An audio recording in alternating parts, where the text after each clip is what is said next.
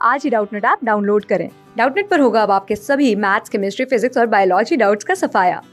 बस अपने क्वेश्चन की फोटो खींचो, उसे क्रॉप करो और तुरंत वीडियो सोल्यूशन पाओ। Download now.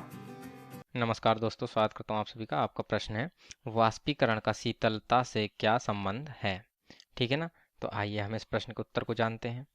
ठीक, तो जो हमारा वाष्पीकरण होता है, ठीक, उसके फलस्वरूप ही हमारी जो शीतलता होती है वह होती है। ठीक है ना। अर्थात वाष्पीकरण के कारण ही हमारा वो जो शीतलता आती है। ठीक, चूंकि जो वाष्पीकरण होता है, ठीक है ना, तो वाष्पीकरण के दौरान जो इसमें हमारे जल के कण होते हैं, ठीक है, उनकी ऊर्जा कम हो जाती है। ठीक, और अतः वह अपनी ऊर्जा को प्राप्त करने के लिए, ठीक, वह अपने वातावरण से ऊर्जा को अवशोषित कर लेते हैं। ठीक, तो जिस वजह से जो उसके जो हमारा अब जो वाष्प होगी वो जब वातावरण से हमारी ऊष्मा को अवशोषित कर लेगी। ठीक है ना। तो जैसे कि हम यहाँ देखते हैं कि यदि हम ये जैसे कि एक बंद बॉक्स ले लेते हैं, इसमें हमारी ये वाष्प भरी है। ठीक है, तो इस समय इसकी ऊर्जा कम हो चुकी है। अर्थात यदि अब ये जो बाहर के कणों का, ठीक है ना, बाहरी वातावरण के कणों से ऊष्मा को अवशोषित कर लेगी। ठीक है ना, बाहरी कणों से ऊष्मा को अवशोषित कर लेगी। अर्थात बाहर के कणों में अब हमारी ऊर्जा कम हो जाएगी, जिसकी वजह से जो उसके हमारे जो ये हमारी वो जलवाष्प है, इसके चारों ओर का वातावरण शीतल हो जाता है। ठीक है, तो इस प्रकार से जो वाष्पीकरण है, इसके फलस्वरूप हमारा क्या होता है, शीतलता आती है। ठीक है ना। तो आइए हम इसको लिख लेते हैं।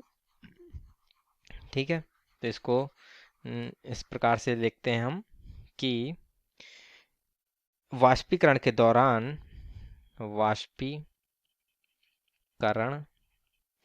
के दौरान, ठीक है ना, वाष्पीकरण के दौरान कम हुई ऊर्जा को पुनः प्राप्त करने के लिए, कम हुई ऊर्जा को पुनः प्राप्त करने, ठीक है ना, पुनः प्राप्त करने के लिए द्रवों के कण, करने के लिए द्रवों के कण, ठीक है ना, द्रवों के कण अपने आसपास से ऊर्जा अवशोषित कर लेते हैं।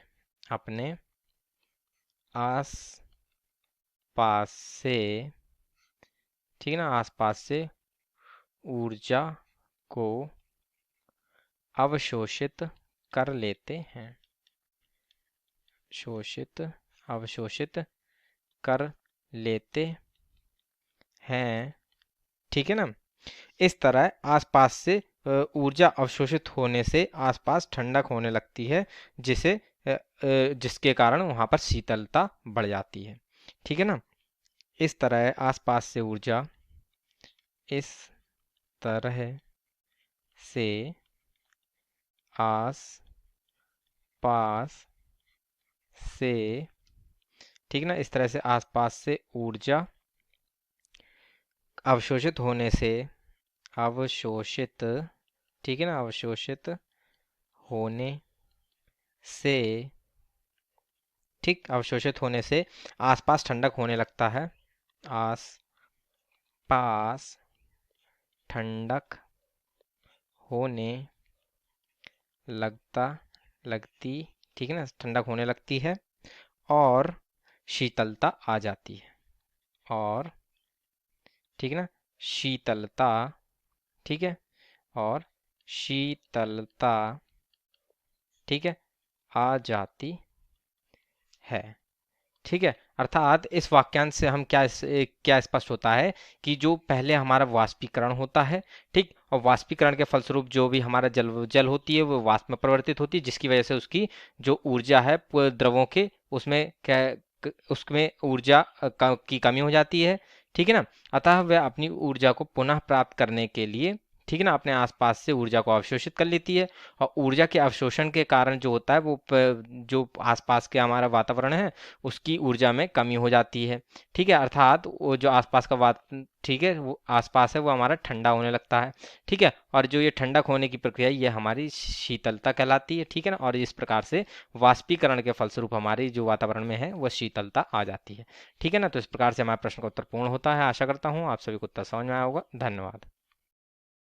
क्लास 6 से 12 से लेके नीट, IIT, जेई मेंस और एडवांस के लेवल तक 10 मिलियन से ज्यादा स्टूडेंट्स का भरोसा। आज ही डाउनलोड करें डाउटनेट ऐप या व्हाट्सएप कीजिए अपने डाउट्स 8400 400 400 पर।